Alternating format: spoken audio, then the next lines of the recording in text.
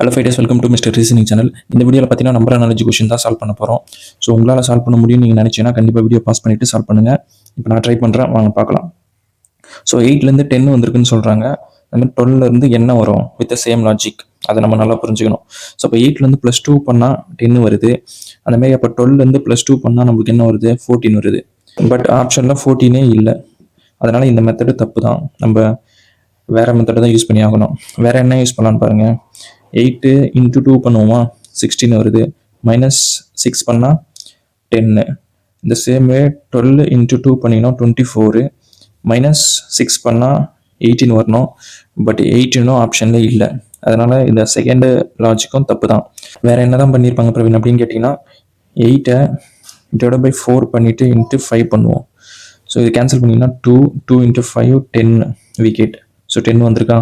இந்த same way 12 4 all divide பண்ணிட்டு × 5 பண்ணால் என்ன வருதுன்னு செக் பண்ணுங்கள்.